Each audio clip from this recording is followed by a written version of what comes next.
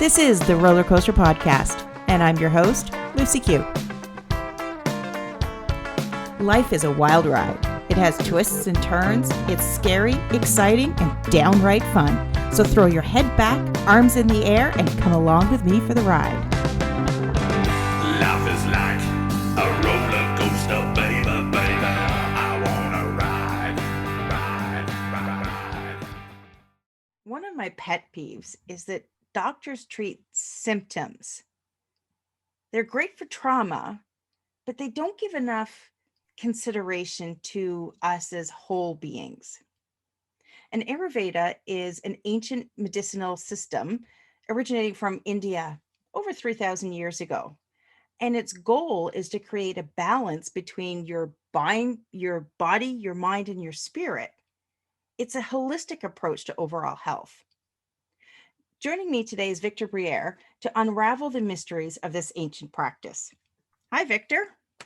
Hello. How's it going, Lucy? I'm great. How are you?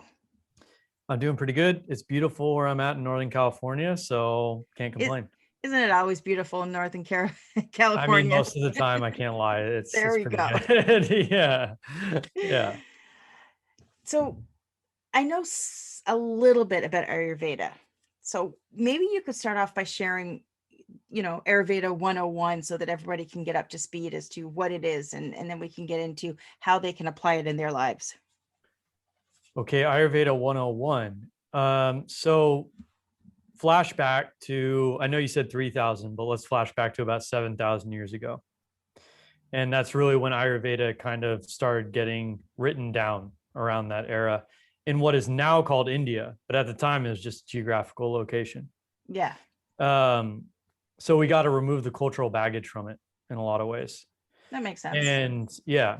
And so, you're living in a very small tribe, village type setting, and you're completely in tune and dependent on nature. And that's true even now. We just like to pretend that we're not. But so now pretend you're there and pretend you're completely surrounded by tons of plant life, animal life, all that stuff. And everything's part of this great cycle. And these cultures were extremely sophisticated in their healing modalities and techniques because prevention was everything. Now, that's not to say that there were no invasive techniques in Ayurveda. Ayurveda performed the first surgeries known. So rhinoplasty, nose job, right? And brain surgery were done Ayurvedically thousands of years ago. Yeah.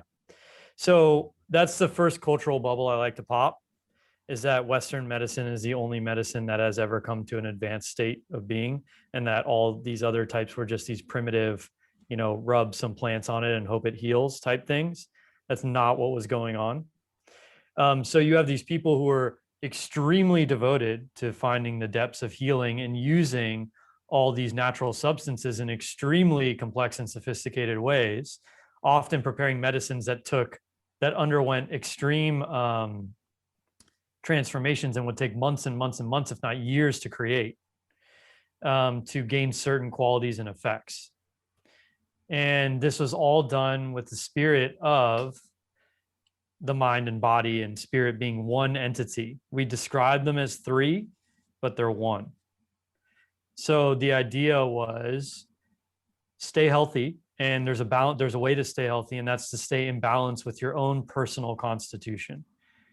So there's no one size fits all approach. That eliminates the whole world of diet fads right there with that one comment, right? That this one diet can work for everyone. Yeah, because that's always the problem, is that you see one person say keto is everything and you have to try keto and everything's keto, keto, keto. And it's like, well, my body doesn't like that. Right. And exactly. And so everything needs to be customized because your body's unique. Not only that, it's not that your body's just unique, because of course our bodies all have a lot of commonalities, but your life is unique. And to think that the body operates independently from your life and mind and, desires and experiences is Ayurvedically would be considered crazy. So those feel like the fields of psychology is separate from the field of psychiatry, is separate from the field of, GIT medicine, is separate from osteopath, is separate from all that. That's our modern paradigm of medicine. In the times where this system of medicine was developed, that was unthinkable. Everything you had to take the whole being into account to perform healing at the roots of an issue. And that's something that's always confused me, is that, I go to the doctor and I say, I have this pain. And their focus is to make the pain stop, which is great. Right. Essentially, Right. you want the problem to stop. But I always question, well, why did it happen in the first place? Yeah, that's the big question that Ayurveda seeks to answer.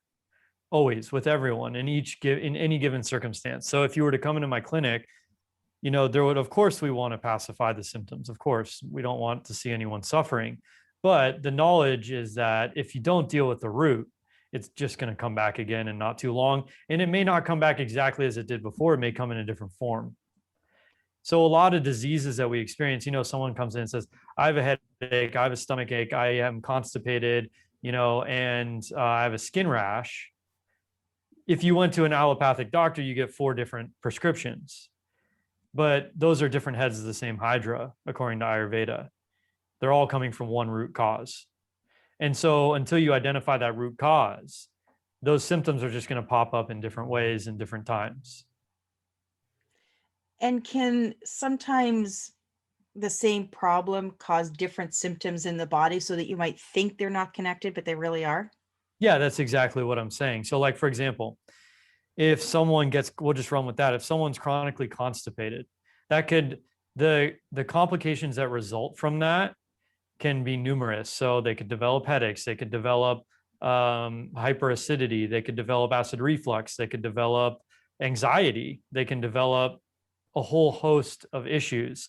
But it's not really, the constipation is not the root cause, because what caused the constipation, right?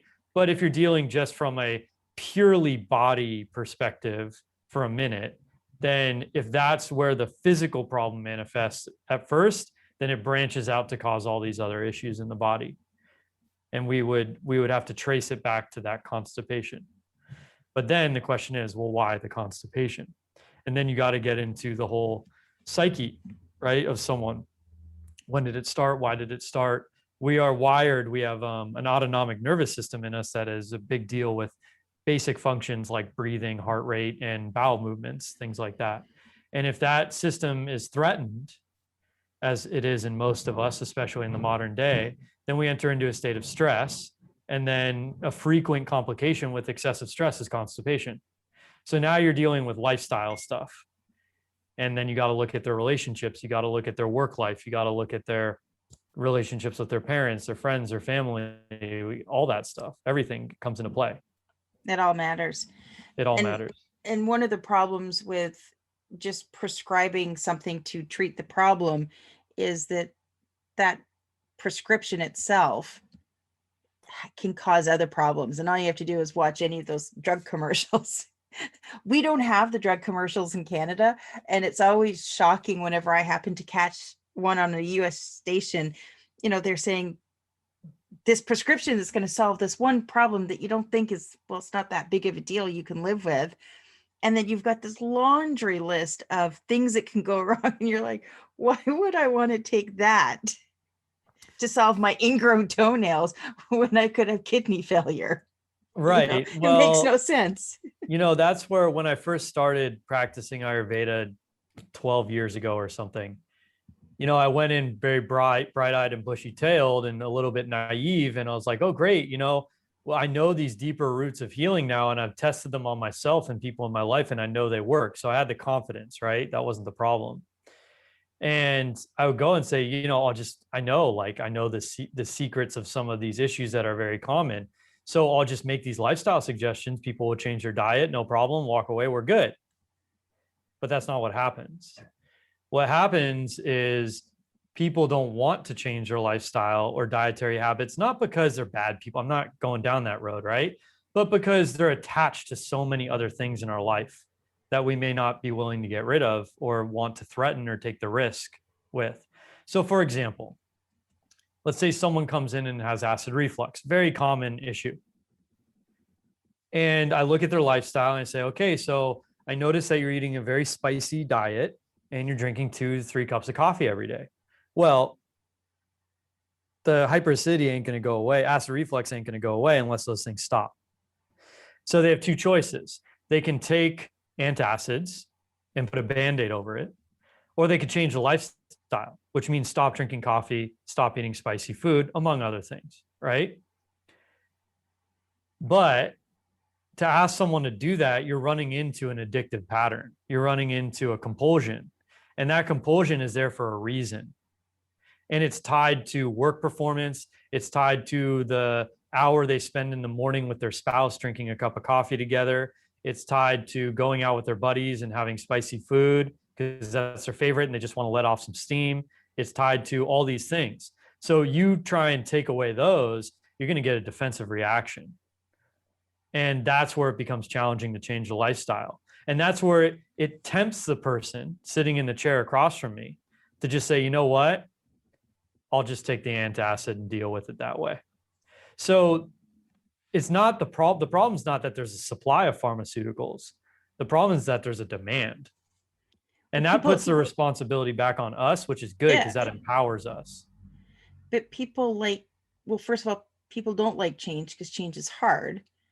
And we also default to what's easiest for us. Whether it's good for us or bad for us, it doesn't matter. We're going to do what's easiest first. Right. Right. And so that's where Ayurveda comes in and says, okay, well, we need to take, if you want to heal, we're going to have to take this healing process to the point of change. And that's can be a very uncomfortable process. And that's why a lot of people opt not to heal. They opt just to compensate until the big disease hits them. And then, we all know what happens then. Yeah. The choice is made for them. In one exactly. way right. In At one way or point, another. The choice gets made for you. Right.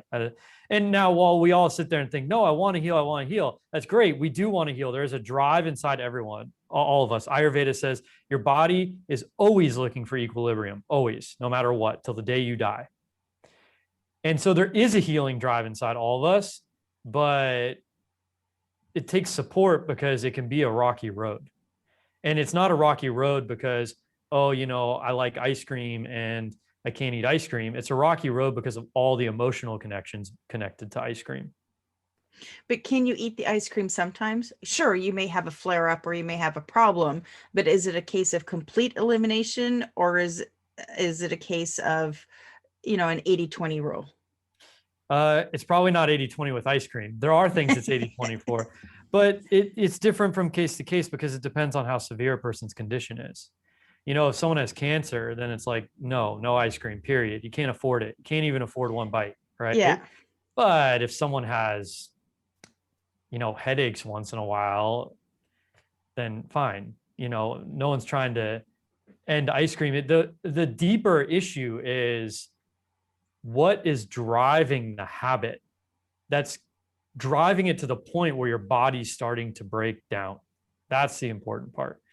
Everybody's body can handle ice cream or some spicy food or whatever. It's the habit and the habit that persists despite the fact that we're getting sick from it. That's a problem. Gotcha.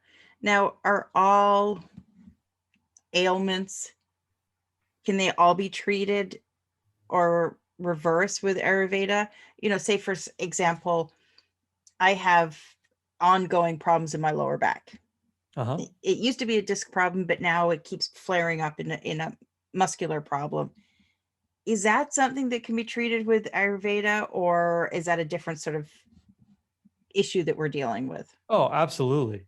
It's a complete system of medicine. So there are tomes and tomes and tomes of texts that go through every little disease and every herb that you could use and every oil that you can apply and on and on and on. And then also and you have to do this kind of work with your psyche, and you have to, it's at its core, it's a spiritual discipline. So one of the first axioms of Ayurveda is the root cause of all disease at its very base is a separation from your own spirit. That sets up a mental imbalance, which then translates into your nervous system and then affects the functioning of your body. And over a long span of time, it manifests as disease. So you're going to go through, and then the whole, if you become an Ayurvedic practitioner, right, it's your job then to learn how all that works from that mouth of the river down into the ocean, right? But yeah, lower back problems, there's tons you can do with it. That's when we get into the details of your life in great intricacy. Okay. Yeah. Yeah. So it's a We'll long spare topic. everybody from that right Okay. now. Yeah. For now. For now, we can talk about that offline. Yeah. What are some simple tips or ways that people can evaluate, their life and how they might be able to introduce something like Ayurveda into what they're currently doing? If you go online and type in Ayurveda, you're going to find a bunch of stuff at this point. I discourage people from taking a dosha quiz that will tell you what your constitution is. The reason for that is that often I start to identify as our imbalance. You'll do a quiz and it'll say you're a Vata type, but you're not really. You're actually answered the questions from a state of imbalance. So you kind of get an incorrect result. I'd say the best thing to do if you're interested in any kind of healing that's holistic is to contact a professional. Reach out and talk to someone who really knows what they're doing and will get personal with you. That's the point. This is meant to be a personal engagement. It's meant to foster connection and trust between the client and practitioner. That's part of the healing process. Yeah, it's not like you can go and complete a survey online to find out the source of your depression. So why would it be any different for your overall health? And to try and, break it down, it would almost seem counterintuitive to what it's all about, to break it down into I am this or I am that, because that seems to be taking away from the whole being because you're applying a label. Right. But there are some universals, just general things we can do to keep ourselves healthy. Eating at the right times, eating the appropriate diet, obviously, taking the proper herbs, living the right kind of day. So waking up at the right time, going to sleep at the right time, how you wake up, how you go to sleep, all those things are practices for all that to keep your body healthy and in a groove, so to speak, and maximize its healing capacities. And then it's very important what someone does for work for their health. If they're constantly stressed out or constantly upset or constantly depressed because they hate their job, that's going to take a huge toll on health. And then also their personal relationships. There was a Harvard study done that I really appreciate, whoever did it. It's actually one of the longest running studies ever, over 75 years, where they track a lot of people through their lives and continue to do so with new people, obviously. And basically, in a nutshell, the single biggest factor in determining long-term health and longevity is the quality of one's personal relationships. So forget keto, work on your marriage if you want to be healthy and live a long time. Yeah. Now, you mentioned a few points there that anybody can integrate when it comes to eating at the right time, taking the right herbs, and sleep. I speak to a lot of people, and it's also part because I'm a woman and I'm getting close to being 50. I'm 48. So a lot of the women I talk to, we all have sleep problems. Nobody seems to be able to sleep properly. And if you've ever gone through bouts of insomnia, it can be really debilitating. It affects so many different parts. If you're only getting, 3 or 4 hours of broken sleep a night, what are some of the ways that, we can start to regulate sleep? You were saying about when you're going to bed and when you're getting up and how you go to sleep. What are some of the ways that we can improve our sleep with that? So there are 3 pillars of life in Ayurveda, and that is nourishment, meaning food, water, air, and sense perceptions. Sense perceptions in Ayurveda count as a form of food. So we could do a whole session. We could do a whole talk just on that. But that's really important because that's not included in most people's diet, so to speak, right? We don't really discern what comes in through our senses. We just think they're there, and we hear and see and smell and taste these things, and they are what they are. But that's not true. They're having a profound effect on our nervous system. The second pillar of life is sleep, the quality of sleep, which obviously we're going to address in a second. And then the third pillar of life is relationship, how we relate. And that includes sexual activity or lack thereof, right? And it includes how we express or suppress ourselves based on relationships, out of fear or desire to attach or whatever it is, right? So those three pillars of life affect one another constantly. They're all pillars, they're all holding up the same house. So if one pillar gets broken, the stress of the weight of the house is put completely on the other two. So in this case that you're talking about, if the sleep pillar is broken, it puts that much more stress on your nourishment and your relational health.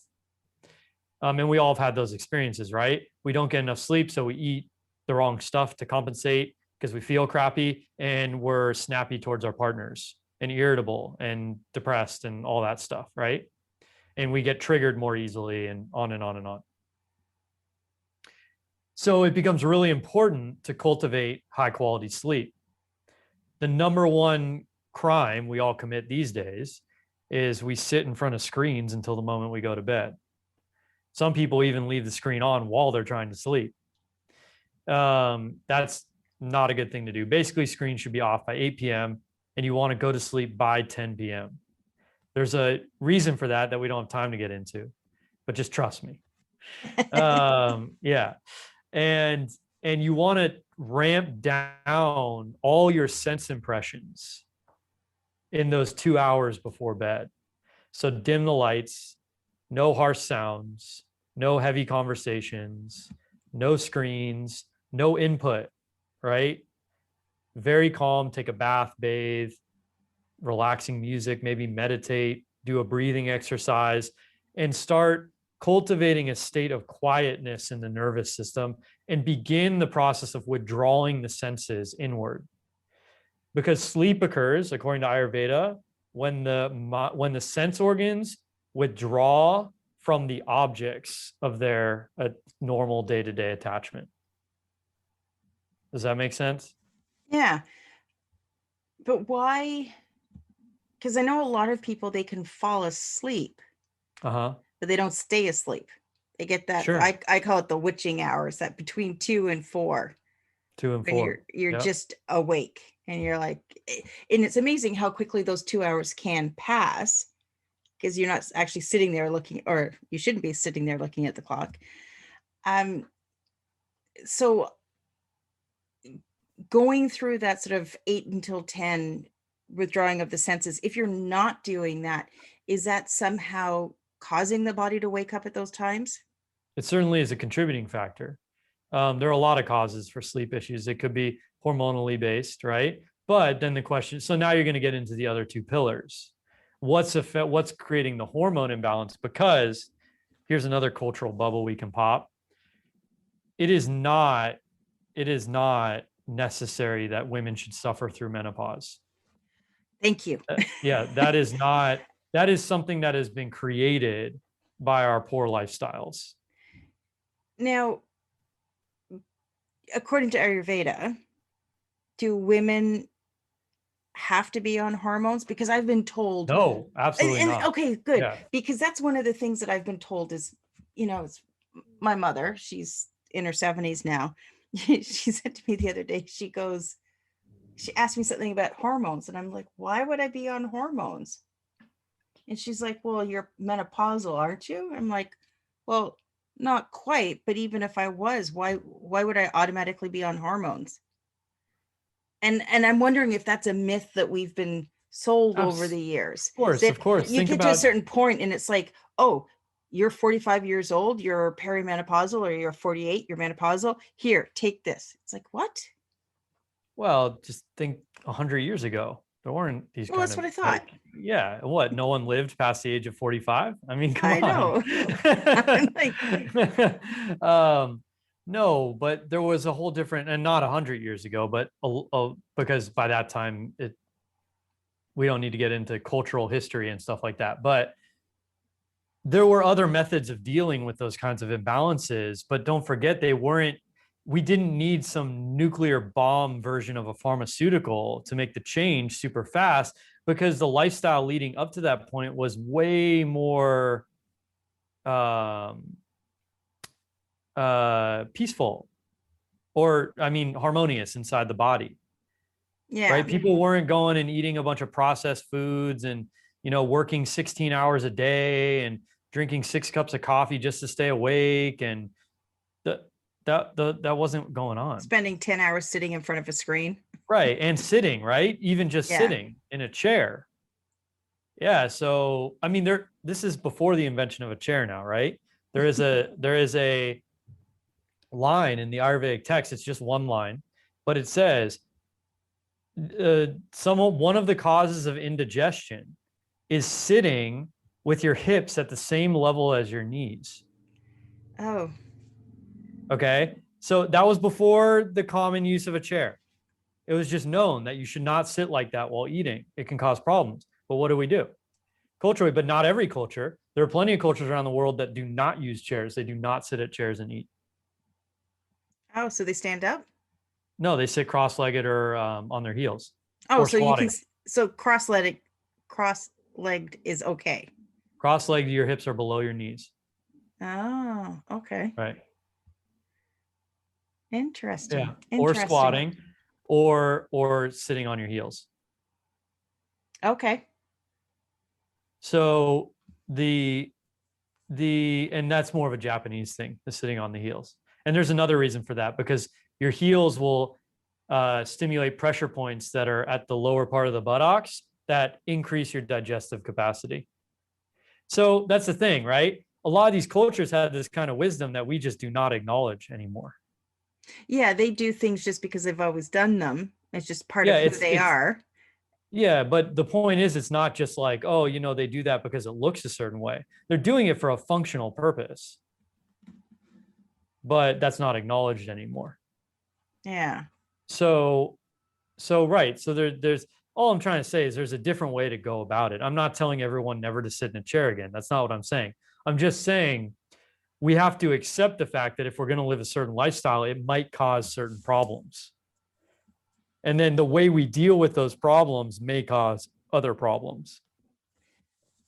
And I think the major takeaway is to not just look at symptoms, but to look at the reasons why, exploring mind, body, and spirit, and, be willing to make changes, be willing to explore different options. I mean, maybe you want to start off with, instead of 3, 4, 5 cups of coffee a day, start off with just that one. Start somewhere. But get to what's beneath it. That's the real healing. And that's where it can be really useful to have someone helping you, because it's really hard to explore your own subconscious. Why the drive for 5 cups of coffee a day? There's a reason for that, and it's probably driven by fear. And we lie to ourselves. We're good at that. We tell ourselves a tale. It's our number one talent. I'm like, I don't drink that many glasses of wine. Meanwhile, they're just really, really big ones. Well, there's an old joke between doctors, right? Which is, client comes in and says, and you say, okay, how many beers do you have every night? 1. And in the doctor's head, there's a thought bubble that says 4, right? It's just known. It's known. Yeah, the doctors know we lie to them.